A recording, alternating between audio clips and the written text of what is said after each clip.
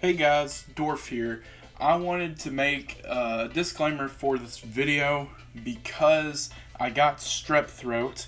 So that's rough. That's the reason why this video is coming out a week later than it was supposed to. But, I managed to record the review of release notes video that goes along with this update before strep throat got the worst of me. And then when I got feeling better, I recorded this one. But I am releasing both of the videos today, so, go check those out. But anyways, I want to thank you guys so much for giving these videos support. It really means a lot. And let's just get on with the video. Hello brothers, my name is the Dwarf Bass, and today I'm going to be talking to you guys about the balance changes that dropped on March 3rd, 2020. And these come along with Season 9, so it's still a beautiful birthday cake, but we gotta have some balance changes in there. We don't want people getting upset. So before people get upset, let's talk about these balance changes. Now, these cards on here, they can probably come as a surprise, but maybe you wanted a surprise. So yay for you. But anyways, if you guys want to look at the release notes for this, I'll leave it in the description below so you guys can go check that out. And the TV Royale has the balance changes on there as well, so I will link that in the description below as well so you guys can go check that out. But anyways, let's get into these balance changes. Now, the Golem, Earthquake, Miner, Cannon card. These are the cards that are being balanced. So there are 5 cards. So let's break it down for you. First off, we're going to talk about the good old Miner. Now, the Miner's Crown Tower damage is being reduced from 40% to 35%. Miner is perhaps the most versatile troop in the entire game, providing a primary or secondary win condition while also removing defenders. The biggest issue that we saw with the Miner is that the higher skill you got, the more necessary the Miner became. Miner was the single most played card in the top-end challenge battles or Ultimate Champion League, with an eye-popping 42% usage rate while maintaining a high win rate.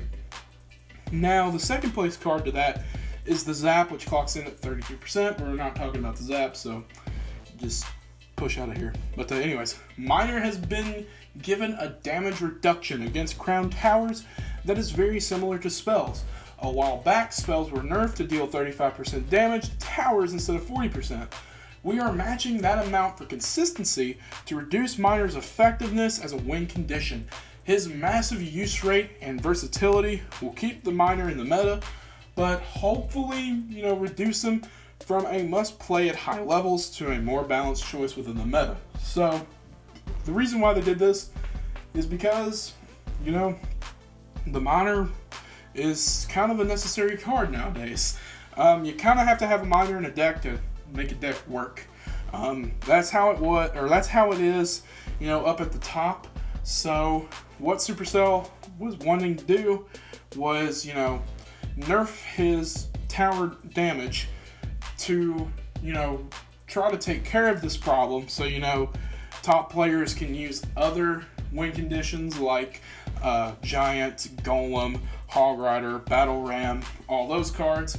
But also, it kind of works also as a balance for the consistency of spells. So spells are also 35% reduced. Their damage is like 35% reduced for Crown Towers. So they're matching. The Miner is being matched to that. So it's kind of smooth for the game and it's consistent. So that's what they're going with there as well.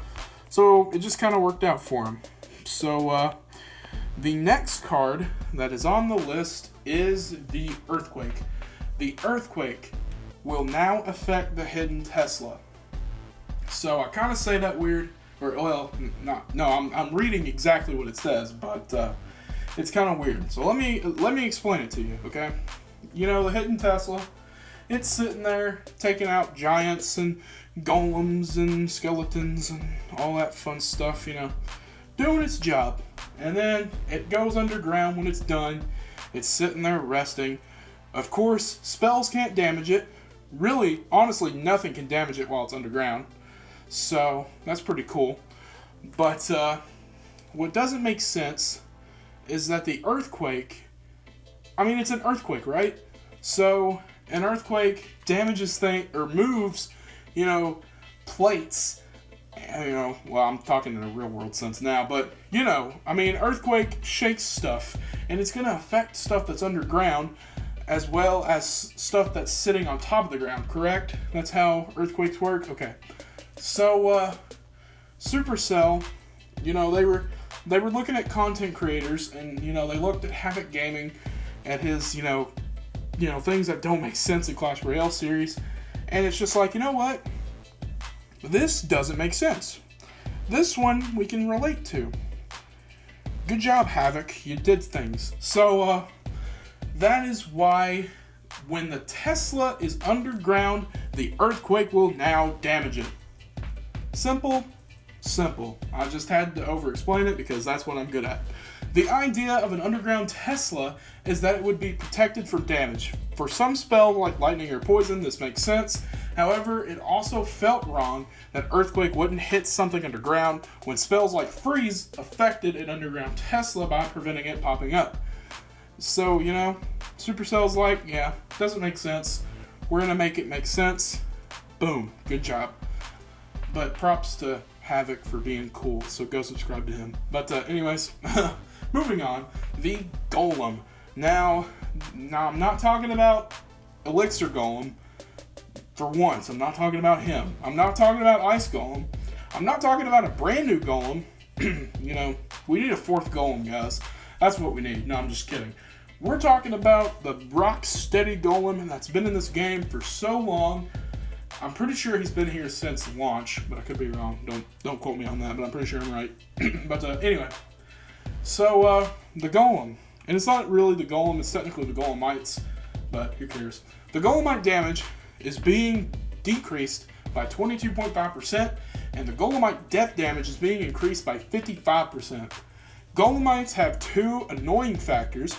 They do quite a bit of damage if they are ignored, and they don't destroy skeletons when they explode. We have shifted Golemite's damage towards the explosion, meaning they do less damage over time, but they have a bit more upfront death damage for clearing swarms when they explode. So, in Supercell's effort to try to make every card in the game be able to take care of skeletons, because honestly they should, and cards that don't are dumb, just saying. So, the Golemites couldn't take care of them, which is, sad.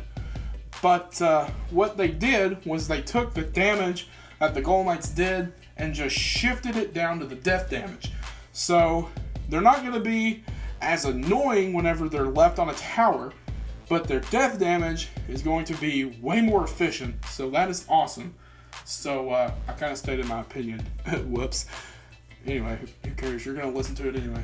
Or you might skip out on the video. I'll shut up. Sorry. Anyways, moving on. We have the Cannon and the Cannon Cart. Now, these two cards are combined on this list, so I will talk about them both at the same time. So both cards are being damaged by 5%. 5%. That's pretty impressive, right? It actually is. I don't know why I'm being a smartass about it, but I'm being a smartass. Anyway, I'll shut up. The Bomb Tower is currently the most popular building in the game by a large margin. We considered nerfing it, but wanted to follow our process of buffing possible alternatives. So, props to them. Cannon has been sitting here, it's been sitting at a 42 to 45% win rate. And while Cannon Cart does slightly better, it's still down at a 1% use rate. This mutual buff will increase the damage per second against ground tanks. So, they're gonna, both the Cannon and the Cannon Cart are gonna be able to take care of tanks better. So, win conditions like giants, golems, battle rams, and also tanks like P.E.K.K.A. and Prince and all those. They're going to be able to take care of them better, so good job, Supercell, you did it. Now, there are other changes on here, but I will get to those after I state my opinion for these cards, which I already kind of have, but we're not going to talk about it. Anyways, so let's talk about the minor, okay? Do I agree with the minor changes? Yes, I do. So the reason why I agree with it is because although I will never be at the top, I will never be an Ultimate Champion, nor will I ever get 12 wins in a challenge. Okay, I'll never do either of those two things. But the minor is kind of an annoying card at times. He does pretty decent damage. So reducing this damage is going to make him less annoying. So props to Supercell for doing that. That's cool.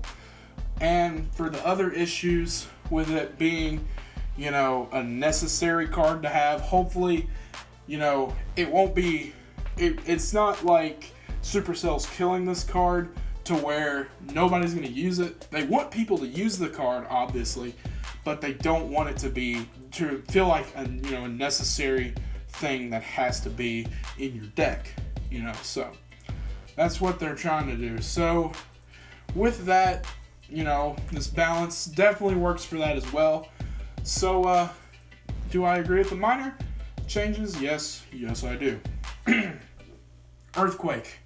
Do I agree with the Earthquake changes? Absolutely. I mean, why does an Earthquake not affect a hidden Tesla that is underground? It just doesn't make any sense. Why? Just why? I mean, So, good job, Supercell. You did it. And thank you for supporting your Supercell creators. Thank you, Havoc Gaming, for making us well aware that the Earthquake spell just didn't make any sense, but Supercell took your opinion and was like, heck yeah, we're going to make it make sense so everybody can start using this card.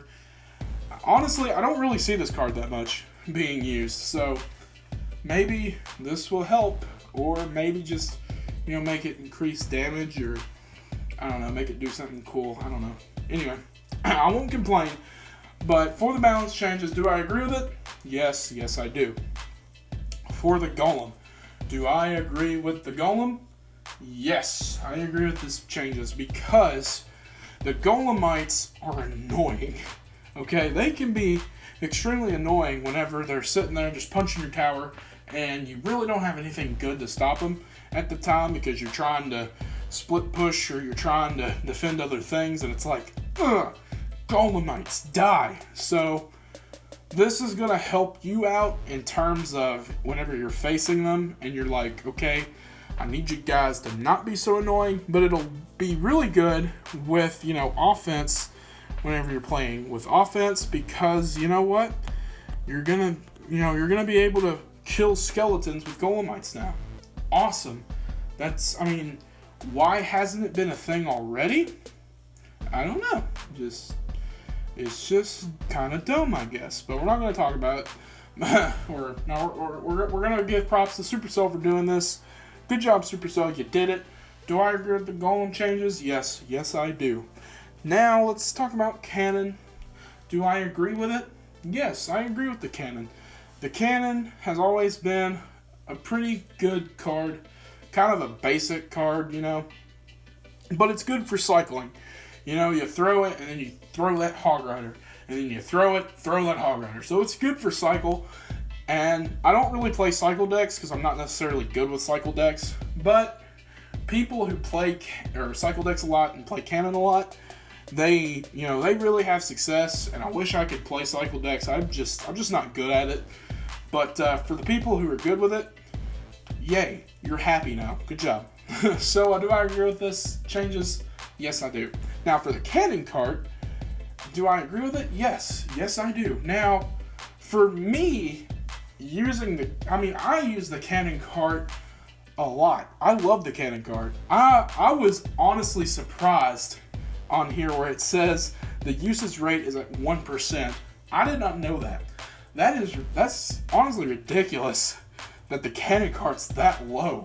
It's sad, but maybe they should reduce its cost. Supercell, you listening? And for some reason, my phone recording stopped, so big old oof there. But with the cannon cart's damage increase, it's going to be more efficient in taking out tanks, as well as taking out, you know, those big old heavy win conditions like giants, golems, and all that. So, you know what? Do I agree with this? Yes, I do. Now, of course, there are other changes along with the maintenance break, or maintenance update. So let's get into that. So some troops were finding it tough to battle on top of a giant moving cake, so we found a rest stop. Thank God, I can eat some cake. Just settle down and eat. That's my life. But anyways, so the birthday battlefield is now static in 1v1 with no movement effects, and it is significantly slowed down in 2v2. So the logs, you know, coming down, you know, behind that king tower, it's not gonna, you know, magically hop onto the arena or nothing. It's not a troop being placed.